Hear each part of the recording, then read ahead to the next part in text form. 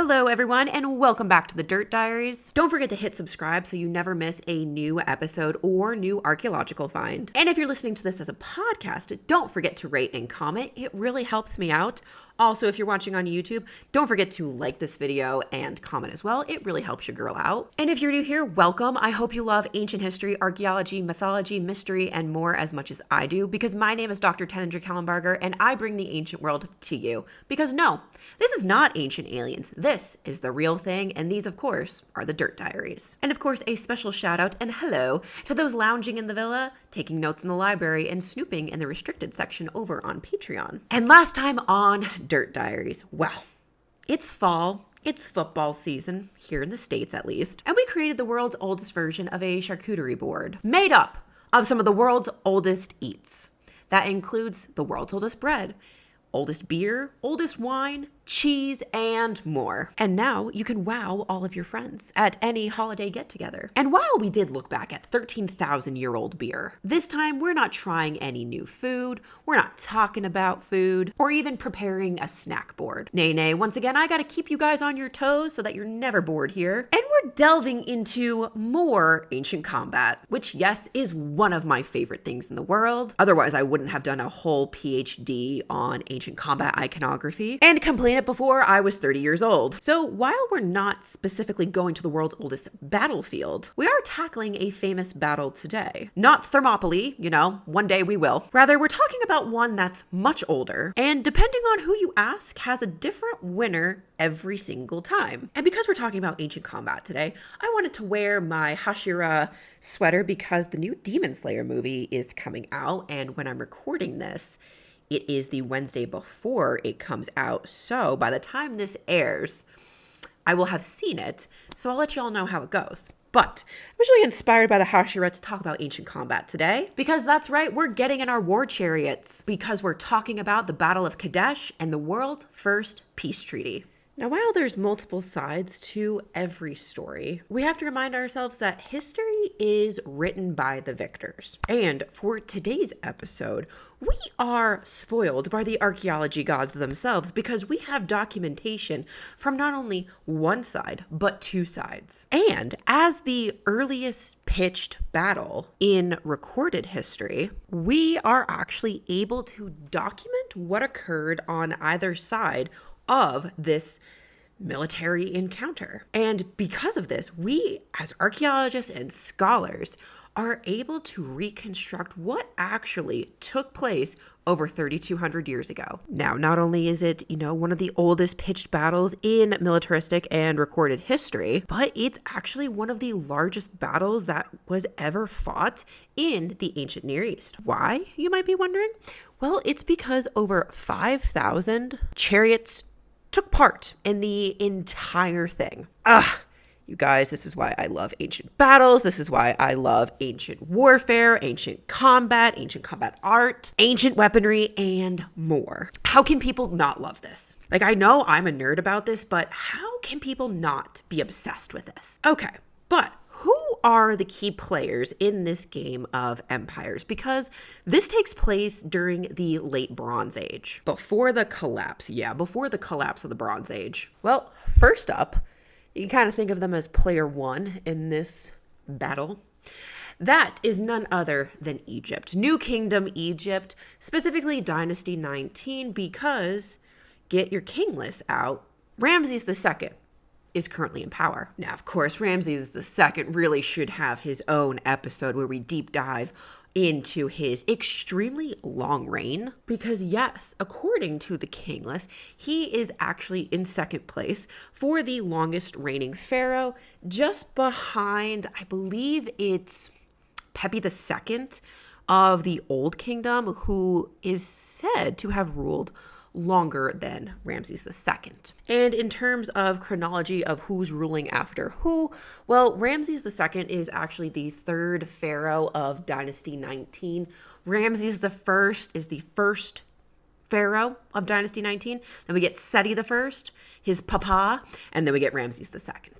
And then after Ramses II, if you're a curious little kitty cat, is actually one of his sons, Merneptah, because Ramses II ruled for such a long time that many of his children, many of his sons and heirs actually predeceased him, which is extremely sad. Alrighty, and this battle is occurring in his 5th year after his ascension to the throne. And Ramses II at this point in time is not young. He's not a young ruler. He's not a young pharaoh in the sense that he is similar in age to King Tut. King Tut was very, very young. He was a teenager when he ascended to the throne. Ramses II at this time, he's in his mid-20s when he ascends, so he's clocking in at late 20s, around 28 specifically when the Battle of Kadesh occurs. So if we're talking age of him, he, at this point in time, would be 3 years younger than me. And I, at 31, don't think I could actually wage any sort of battles like this. I was lucky enough to get my PhD at 29, and I'm going to retire on a high note like that. Now, because I touched a little bit on his family tree, I will say that his grandfather, Ramses I, he actually was not royalty. The entire beginning of Dynasty 19 started not because they were royal, but because they were named as the successor after basically the collapse of Dynasty 18.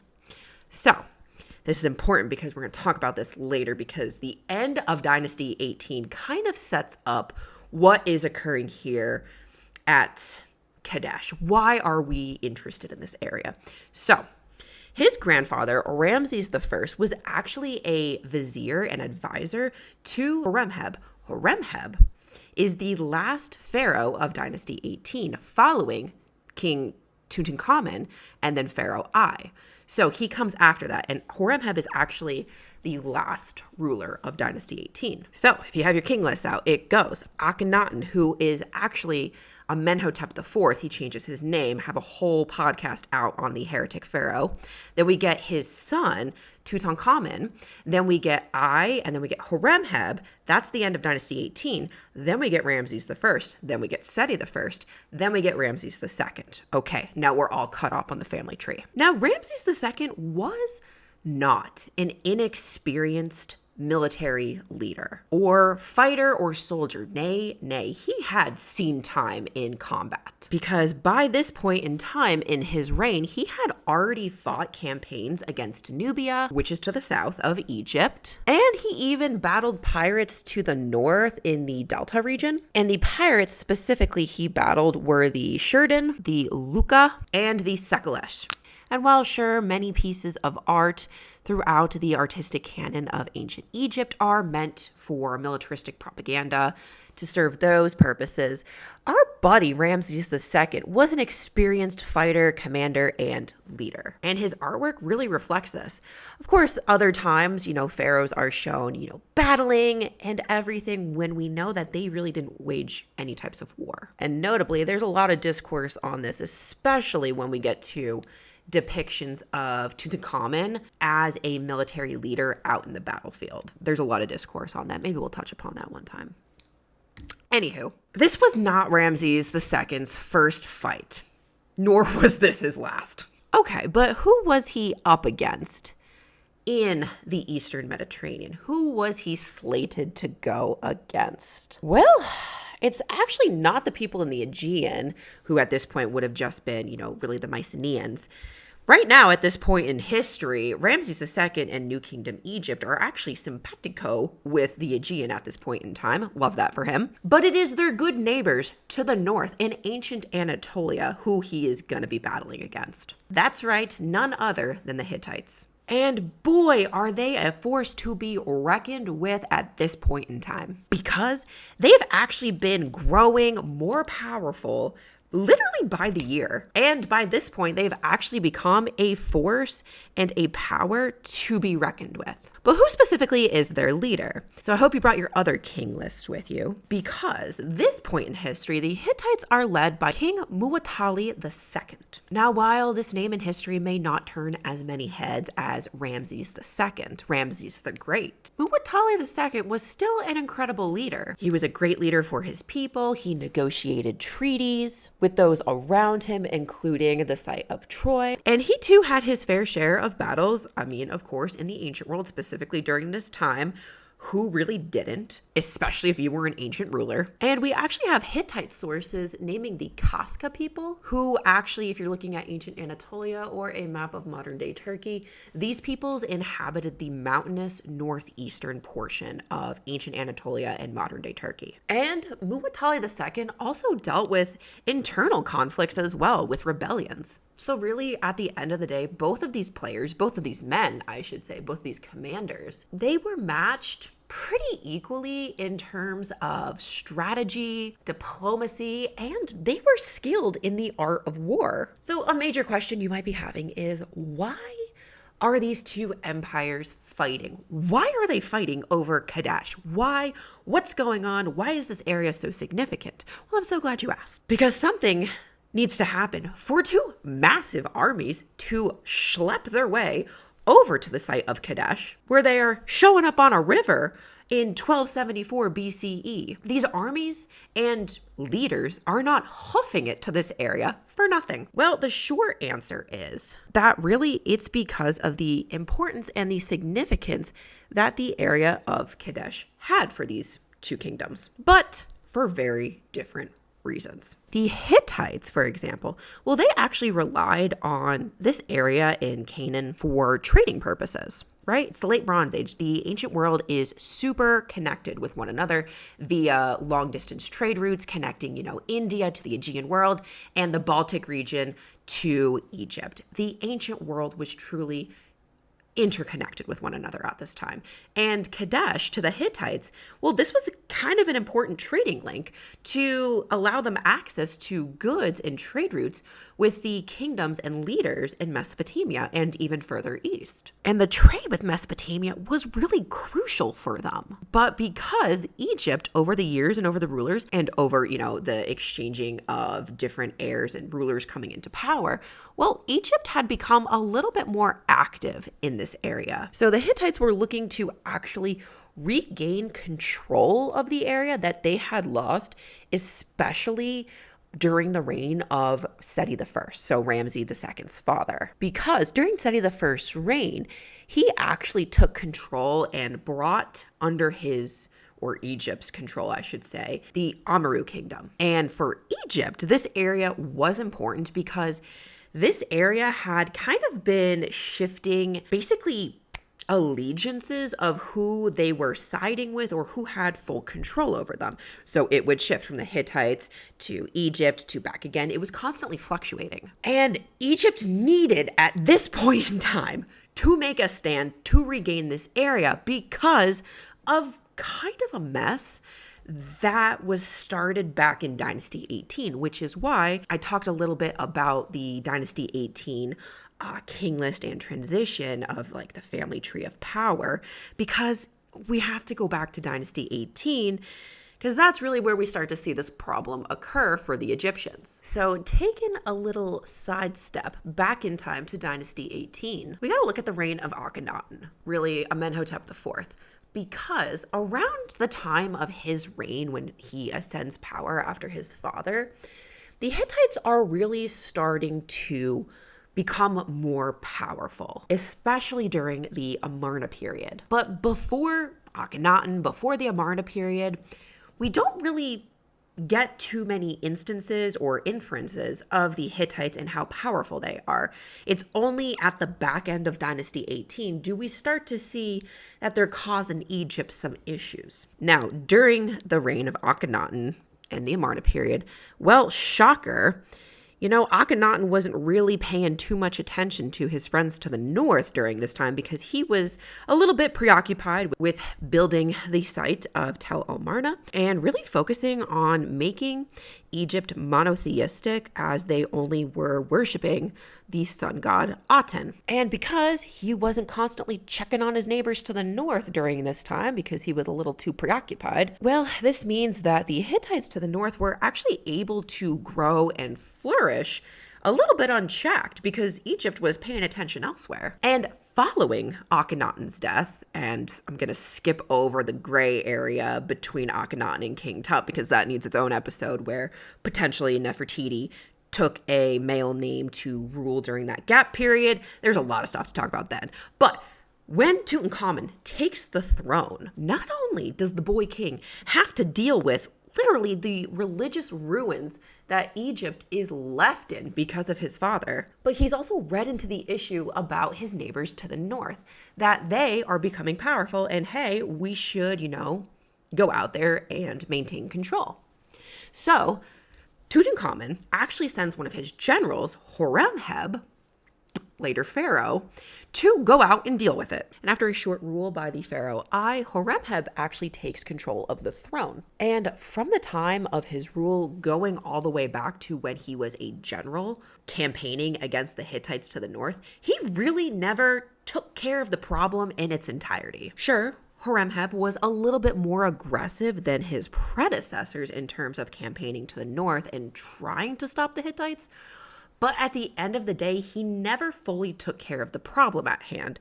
Thus, the Hittites were still growing more and more powerful and moving into areas and regions that were previously under Egyptian control. And because of the decline in Egypt at the tail end of Dynasty 18, well, the scales of power really seemed to shift between the Hittites and Egypt. Egypt is trying to piece itself together because the beginning of Dynasty 18, they had already expelled the Hyksos. And the end of Dynasty 18, there's almost a power struggle of who's going to take the throne because of issues of heirs and successors. So they're trying to stop this power vacuum occur. So that's why we get Horemheb actually naming Ramses the First, the beginner of Dynasty 19, as his successor. And so when Ramses I actually comes into power, his reign specifically was really focused on making it a smooth transition to not end up in upheaval. Because Egypt had been here before. When they were struggling to figure out who the successor would be, a lot of times it ended in bad news. I mean, look at the very end of the Old Kingdom. Look at the collapse of the Middle Kingdom. It always comes down to the notion of we cannot figure out where power is going. We don't have an heir. Nobody's stepping up. It's an issue of power and where it's going. So Ramses the First is like, I've seen this story before. I'm going to focus my reign on making this transference of power as smooth as possible, which I understand. And then during the reign of Seti I, of course, with all of the beautiful, massive artwork that lines temples today, we know that he was a pretty active, campaigner during his reign. But during his reign specifically, Seti I actually captures that region, including the site of Kadesh, during his reign. But he was just kind of content with, gotcha, under my control, and is not really doing anything to ensure that this area, this region of the world, is staying under Egyptian control. He was really just content with, we got the area, we got Kadesh, all is good in Egypt. And he didn't really implement anything or leave any troops behind to make sure that the area stayed under Egyptian control. He was just content with grabbing it and then simply moved on. And because of that, well, that brings us to Ramses II and his rule, because he kind of inherited all of these problems that have just been kind of festering in the background for quite some time. So because this was truly just a pressure cooker waiting to implode, now let's talk the battle. So really each empire, each massive kingdom and their respective leaders, they knew that a military conflict was likely going to occur. It was just building. It was just a matter of time. It wasn't a matter of if, it was truly a matter of when. And because they were both, trying to bring this region of the world and the site Kadesh specifically under their control and dominion, well, they actually began preparing tens of thousands of soldiers to prepare to march. And this really wouldn't happen overnight. We're talking tens of thousands of men. We're talking battle plans. We are talking that this was thought out and prepared. This was not simply going on a whim. So for Egypt, the army and soldiers that Ramses II was building and then brought with him to fight in the Battle of Kadesh? Well, they were actually divided into 4 divisions, roughly estimating at 5,000 men per division, equaling 20,000 total. And these 4 divisions were named after different Egyptian gods. So in no particular order, the 4 divisions are Ra, Amun, Seth, and Ptah. Really, really cool. Love it. So moving forward, if I say any of those names, Amun, Ra, Ptah, or Seth, I'm talking about the division. And while these divisions were made up of Egyptian soldiers, they weren't the only ones fighting on this side. These divisions also included Canaanite soldiers and Shurdan mercenaries. Now for the Hittites, well, not to be outdone, they created a massive army for here. It's incredible because they had amassed thousands. They too also had an incredible amount of manpower on their side. That included some of their allies. So for example, they actually had soldiers who had allied with the Hittite Empire who were fighting on their side. And that included soldiers from Kadesh specifically who decided to fight for the Hittites. We also have soldiers from Aleppo, which is in Syria, from the site of Ugarit, which is on the coast. And we also have soldiers from the Mitanni, from Carchemish, and those from Wilusa, which is another name for the site of Troy. Alrighty, for the look, I think I'm gonna go a blue and gold kind of look. And I'm really thinking about, while it's not the same ruler, but the gold death mask of King Tut with him wearing the Menes crown, where it's gold and lapis lazuli stripes. I think I'm gonna try that kind of look for today as we continue on. And because of Egyptian records, we actually know from documentation that the Hittites really were working with 19 other allied regions. So literally the Hittites and Muwatalli II, he likely was calling in everybody he knew to fight against Egypt. He was calling in all of his favors. And what a time to do so. You're up against a massive superpower. And as I said earlier, this didn't happen overnight. You don't just ally with 19 other regions overnight and then start marching the next day. No. It's actually believed that the winter prior to the battle, Muwatalli II likely began calling in favors and all of these men during this time. So as I said earlier, this really just had so much planning behind it, so much planning go into it. And it's really no small feat that these men accomplished.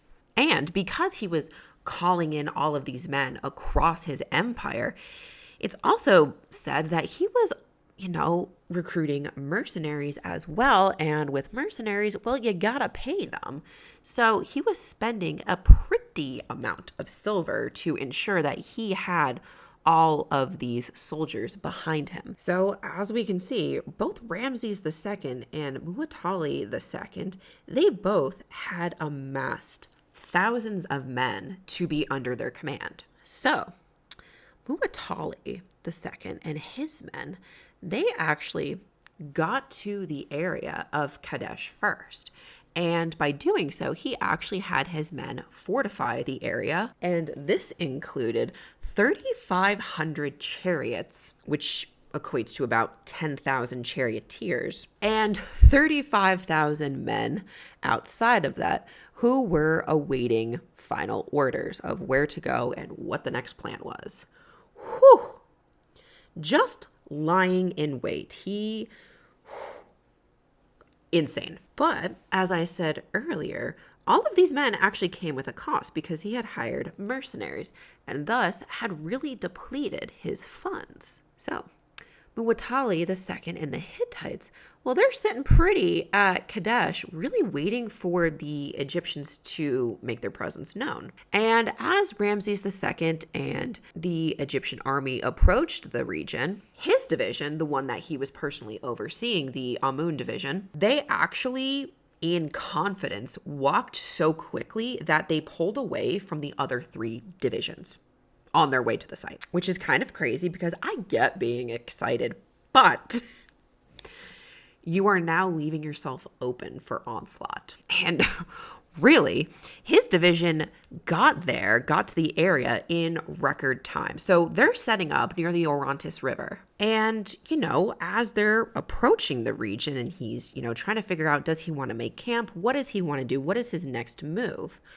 Well, he captures 2 Bedouins. Depending on the source, it actually might say that instead of Bedouins, they were 2 deserters from the Hittites. Anyway, at the end of the day, it's the same. So these 2 individuals who are not on Egypt's team, well, they end up being interrogated on the Hittites' whereabouts. And they actually confess to Egypt, to the Amun unit, that the Hittites are nowhere close. They're not near Kadesh. Muwatalli II, he's not here. That Muwatalli II, well, he actually feared the might of Egypt so much. Why would he come here? And because of that, these 2 individuals who were being interrogated, they said, nay, you don't got to worry about Muwatalli II or the Hittites. You know where they are? They're actually near Aleppo, which is over 100 miles away. You're like, you're fine. What are you talking about? The Hittites? Who?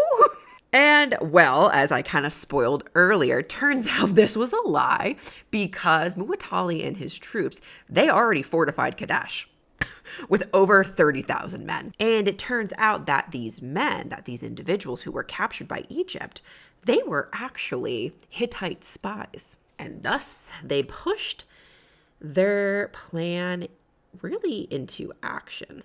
Because at really the good news that the Hittites are near Aleppo, Ramses II kind of took it and ran with it and pushed forward in hopes of securing the area. And also to establish a camp outside of Kadesh so that when the rest of his troops arrived, everything would kind of already be started. So he sets up in the area and his men begin making camp. And his men actually begin digging an embankment around the camp.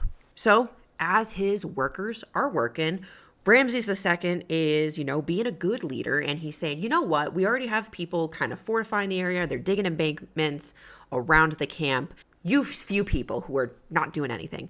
I need you guys to do a sweep of the area and report back to me what you find, right? This man is a seasoned fighter. He's not just taking everything as good news. He's going to send out his own men to do a quick sweep of the area just to get a knowledge and understanding of where everything is. Are they truly alone out here? And, well, his men end up finding a few Hittite scouts. So what do you know? The 2 individuals that he had just interrogated lied to him.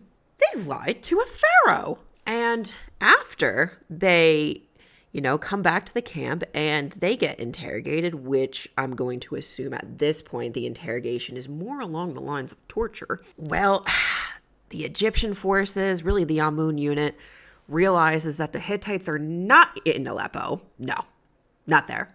They are, in fact, not over 100 miles away. They are actually 2 miles away. It's quite the difference, really, when you ask about it. Meaning, Ramses and the Amun unit are 2 miles away from the entire Hittite army. He is massively outnumbered. It's not looking good. Not looking good at all. So, Ramses the Great, he runs the numbers. He does the math. And he's in a pickle, right? So he actually sends his vizier to kind of hoof it all the way back to the other units that he had really surpassed in speed and everything, to let them know, hey, we're kind of SOL. You might want to put a little bit more pep in your step if you don't mind. So he sends the vizier out to the Ra division. And both Ramses II and the vizier are doing the numbers themselves, and they're realizing the Ra division also isn't going to be enough. So he sends word to get into contact with Ptah and Seth. So Ptah gets there. That division actually gets there in time, which, a quick little sidebar about the god Ptah. He is actually a Egyptian creator god, And what's really, really cool is not only is he shown as like a mummified figure in artwork, but because he's a creator god, anything he speaks into existence comes into being. So it's interesting because Ramses II was doing the math and was basically saying, I need more men here. Well, one of the divisions made it in time. I don't know, just kind of cool. Because, speaking things into existence is kind of what Ramses II did here, with the help of his troops and everything. Anyway, when those from the Ptah division actually get to this area, Ramses II and the Amun division are already in a fight for their lives. And it's only a bit of what remains from the Amun division. That's right, remains, because the Hittites had actually done kind of a sneak attack onto the Egyptian camp. Meaning, as soon as they were attacked, the Amun division actually scattered. And Ramses II is trying to rally his own troops, also get into fighting, position, get into his war chariot himself to protect the royal family members who he had traveled with. So hell is basically already breaking loose when the Ptah division gets there. And when the Ra division actually gets word that the Hittites are actually a lot closer than they expected, well, those who could move faster, those in chariots, they took off to try and get there as soon as possible, just to lend as many men as possible to give their pharaoh a fighting chance. So when those from Ra broke off to try and meet their men, they too were caught off guard because Muwatalli figured out how they were going to be approaching this area and thus ordered a sneak attack on Ra's flank as they approached Kadesh. And because of this sneak attack, well, Ra was not expecting this, so many from the Ra division also scattered as well. So the remaining forces from Amun, from Ptah, and from those who scattered from Ra end up throughout this battle pushing the Hittites back and back again, really forcing their enemy to go to the river behind them. And yes, Ramses was in the thick of it alongside of his men. Now, as the Hittites were actually being pushed towards the river, they were also being pushed back towards Kadesh as well. They were being pushed from the Egyptian encampment basically back out. And those not on chariot from the Egyptian side, once, more troops started making their way to the area, those who were not riding in chariots, supplying chariots, or their charioteers, they were also fighting alongside their brothers in arms. And to be the most useful, they were actually focusing on ripping men from the Hittite chariots, where, of course, they likely met the bad end of a kepesh. And a kepesh, for those wondering, it's not a full sickle. It's really just a curved sword. It's actually, one of the swords that the Egyptian individuals really favored. We see the kepesh actually show up a lot of times in artwork as well. So we know that this weapon was really kind of favored among the Egyptians. And a fun fact, we don't really see the kepesh outside of Egypt, which is kind of cool. We love ancient weaponry here. And if you weren't pulled off of a chariot or met the bad end of a kepesh, well, you were probably getting pushed to the river. And unfortunately for many people, I don't know which fate is actually worse, many of them actually drowned in the river. And it's actually said that a prince of Aleppo here who was fighting on the Hittite side, he almost drowned. And these individuals, these soldiers, were drowning in the river, likely due to the weight of their armor that was just causing them to be pulled under, along with the current. And I swam throughout all of my life. I swam through college, swam in college as well. And just thinking about drowning is absolutely terrifying because everything in your body is going to try and fight against it. That's terrifying. Egypt, in terms of chariots, they were actually pretty outnumbered compared to the Hittites. But while they were outnumbered, they did hold a small advantage. that of technology. That's right, the Egyptian chariots at this point in time, they weighed less than their Hittite counterparts and the ones that they preferred. And because they weighed less, these chariots were actually able to turn tighter and cut sharper angles as compared to their enemies. Meaning, because of this, the Hittite chariots and their charioteers and those on board, they were now vulnerable. And comparatively, in terms of charioteers on each one, the Hittites had 3 charioteers, which also contributed to the weight as well. And the Egyptian chariots and charioteers, they only had 2 individuals on it. So thus, smaller, were able to travel faster, cut better, turn on a dime, all of that kind of stuff. And weapon-wise for the Egyptians, let me line my eyes really quick. So weapon-wise for Egypt and their charioteers, well, those on their chariots were actually using composite bows. And they chose to use the composite bow over the Hittites' preference and choice for their charioteers to use a long spear. Now, personally, in the game of long distance weaponry, I'm a sucker for bows. So personally, I think spears, of course, have their time and their place, but I much prefer bow and arrow, especially here, because you can constantly, as long as your quiver is full and you have a good eye and a good aim, you can constantly be firing on your enemy. Spears, however, while they can offer you distance if you are riding along them, you can push more distance between you and the other, but they are kind of limited on distance-wise. Meanwhile, if you throw a spear, you better hope you hit your mark on the first try, because if you throw your spear and miss, you know what's gone? The spear. And because the Egyptians preferred to use their composite bows, they were actually able to keep the Hittites at a greater distance and kind of rain arrows on them constantly. Meaning once you were in range as, a Hittite enemy to the Egyptians would simply just rain arrows down on them. And thus, because of it, they were not able to get close enough to the Egyptian army to strike. Now, of course, the Hittites also had the technology of the composite bow at this time as well. They just didn't have a preference for it on really the same kind of level that the Egyptians did at this time. And that could just be up to militaristic preferences, battle preferences.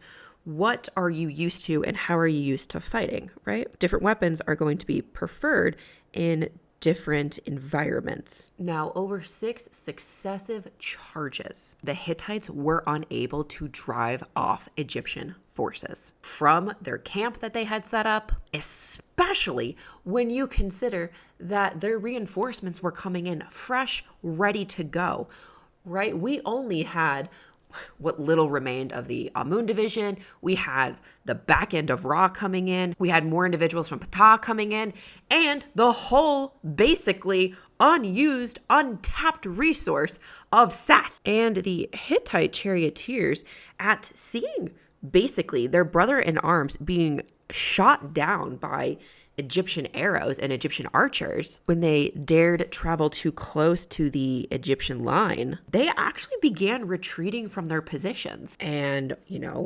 once a few start retreating, really before long, many of the Hittite forces were in full retreat. And this is actually kind of crazy because at so many points in time, Muwatalli II could have, in my opinion, crushed the Egyptian forces. And we'll come back to that at the end, because personally, I don't really understand his gameplay. So, as the Hittite forces are basically in full retreat mode, Ramses II is not stopping. He's not quitting at this point. He's all in. They had snuck in under his nose. He was lied to. And he wasn't going to end this battle without making a militaristic statement of Egypt's power, right? He was doing this for him at this point. He was going to make a statement about Egypt and the might and power that they held. So Ramses II, he continues to give orders. And those orders are, you continue to fire on the enemy on sight, especially to his archers. And yes, while it is harder always to hit a moving target, it's not always a walk in a park. But For the Egyptian archers, I should say, at this point in time, many of them are from the newer troops that had just gotten there in time. So they're refreshed. They're ready to go. They have not been fighting all day like everybody else has. And when you're firing on somebody who has been fighting all day, who has been in the trenches, who has been shot at all day long, it's going to be a little bit easier to hit a moving target when comparatively they are slower than what they could have been earlier. And really, Muwatalli II's forces at this point, they are running on fumes. And Ramses II, he still has forces coming in, fresh, prepared for battle. And yeah, while it's harder to hit a moving target, it's easier to hit slower, exhausted ones. And so after all of this back and forth, constant waves of Hittites trying to advance onto the Egyptians, and the Egyptians holding the line and pushing the Hittites back, and more Egyptian reinforcements coming in, wouldn't you know, the Battle of Kadesh is done. So when the smoke clears from all of this, who is the winner? Well, in history, historians, military historians, archaeologists, scholars, and more, well, they've really listed the Battle of Kadesh as a draw. But, you know, if you wanted to get into specifics, you could say that Egypt, in terms of force, maybe won this battle in terms of forcing their Hittite enemies into a retreat. You could say that. But while they were able to force their enemies to retreat from the battlefield, Egypt wasn't able to take control of Kadesh. And both sides, after fighting, they both suffered losses. Pretty big ones, too. For the side of the Hittites and Muwatalli II, losses would include 6 high-ranking officers, the captain of his royal bodyguard, and even 2 of his brothers were slain. And after this, his chariot forces were pretty depleted. They were really, they suffered a lot. But the overall numbers of loss of life, or how many soldiers died during this battle, on either side, we actually don't know specific numbers, but we do know that they both kind of limped away after this battle. Now, for Egypt, they too had heavy losses, and it's because of their heavy losses that they actually kind of had to limp back to Egypt. It's kind of the reason why they weren't able to fully take or recapture Kadesh. And specifically in terms of units, the Ra and Amun,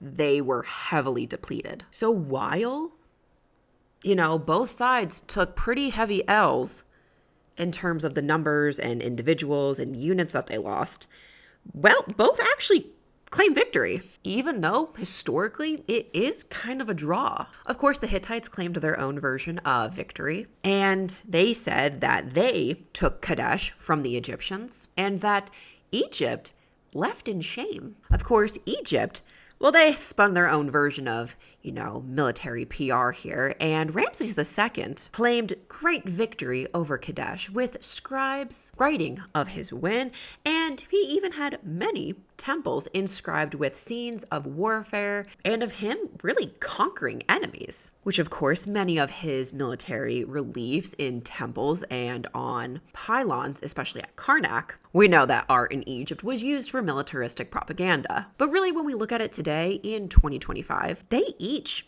lost. They each took their own L's. For the Hittites were not able to fully crush Egypt like Muwatalli II wanted to, and Egypt took an L because they were not able to retake Kadesh. And of course, it is years later after the Battle of Kadesh that we get the world's first peace treaty. Yeah, it actually comes about 15 years later in 1258 BCE, because yes, Kadesh was actually fought in 1274 BCE. Now, this peace treaty is really fascinating, not only because it's the world's oldest, but because these leaders and empires really sat down and realized that they could each gain more by taking a path of peace and even cooperation with one another. And not only peace, but they also vowed to come in for the other's aid should they ever need it in the future. And by the time that the peace treaty is being recorded and signed, Muwatalli II actually passed, and his successor is Hattusili III. But Ramses II is still in power. So Ramses II and Hattusili III come together to, in a sense, kind of join their empires together in an era of peace. And what's really cool is we have documentation from both sides. Egypt has documentation of this peace treaty at Karnak, which is so cool to see in person, and at the Ramesseum. And for the Hittite side, a clay tablet was actually discovered in the Hittite capital, which is Hattusa, back during excavations. And it turns out it was a peace treaty, and it was only a portion of it. It doesn't fully survive. But this peace treaty, well, the clay tablet version of it, is now in the Istanbul Archaeological Museum. And from this peace treaty, part of it reads, "Ramses the great king, the king of the country of Egypt, shall never attack the country of Haiti," which was the Hittites, "to take possession of a part of this country, and Hattusili, the great king, the king of the country of Haiti, shall never attack the country of Egypt to take possession of a part of that country." And this partnership really comes at a great time, right before the collapse of the Bronze Age in the Eastern Mediterranean. And to help seal this deal, as was done in the ancient day and time, Ramses II actually married a Hittite princess. Now, she was not his chief wife. His chief wife was Nefertari, but he took a Hittite princess as a secondary wife. And my personal opinion of the entire Battle of Kadesh is, while it was a draw historically, it really served as a reality check for these two massive empires. And really, in the Game of Thrones in the Bronze Age, they ultimately end up on the same side. But it really showcased to Egypt that they were not the only big fish in the pond. There were other powers out there that rivaled them, that the Hittites demanded their attention. And I think it plays into a much larger conversation about who we are including in talks of who was powerful and who was a powerhouse in the late Bronze Age. Because, of course, Egypt, always number one up there, as are those in Mesopotamia like Babylon and Assyria. But these are really the top contenders that are usually always held in higher regard in conversations about powerhouses in the Bronze Age. But, of course, the Hittites, as seen here, and even the Aegean, they should be part of this conversation too, because they themselves were powerhouses, and Muwatalli II made sure of that. And to talk really quickly about the strategy of Muwatalli II, I don't really understand why he didn't send more of his troops, because a lot of his troops went unused for the Battle of Kadesh, while he didn't have his other troops that he didn't use push part of Egypt and the troops that made it to Kadesh towards the river like Ramses II was doing to his men, or have his soldiers on the other side of the river. So if anybody tried to escape and get away that way from Egypt, well, his men would have been there to make sure that didn't happen. And yeah, he was there. He was at Kadesh, and I don't know, I would have just tried to go for more of a surrounding, you got the sneak attack on them, and when they scatter, I don't know. I would have really tried to push them into a corner against the river and really force them to take a last stand. So yeah, I mean, I have some questions. I would love to chit chat and ask him what happened. I would like to know. I'm a curious girl who studies ancient combat. I would like to know. But very interesting nonetheless. I mean, ancient combat, ancient battles are so fascinating to look at nowadays. Now, while both of these empires, both of these leaders really took losses and it ended in a draw, I think that this battle really highlights how much of a military leader Ramses II was. Because really prior to him, the only other really great military leader was Thutmose III, who was the co-regent and then successor of Hatshepsut during Dynasty 18, and he ruled almost 200 years before Ramses II. So Egypt really hadn't seen anyone like him in some time. So really Egypt, since the reign of Thutmose III, hadn't seen anybody like him since then. And it was only when Ramses II ascended the throne, do we have another great militaristic leader in Egypt. And this battle and subsequent peace treaty is really important and significant in history, as it is the only peace treaty in the ancient Near East that we have documentation on both sides that survives today. Because for much of history, we know that it's written by the victor. But here, where there's none, where there's no really cut and dry winner, we see powerhouses come together. And in the ancient game of empires and clash of chariots, Kadesh offers us insight into diplomacy and peace. But what do you guys think? I'm always interested to hear your guys' thoughts. So do you guys think that there was any winner? Who came out more on top in your own personal opinion? What's your favorite ancient weapon? I don't know. Drop it all down below. And as always, if you want to come travel with me, an archaeologist and art historian, as we travel through ancient history, temples, ruins, and more, you can check everything out in the show notes for that. And as always, stay curious, keep your books open, and I'll see you guys next time on the Dirt Diaries.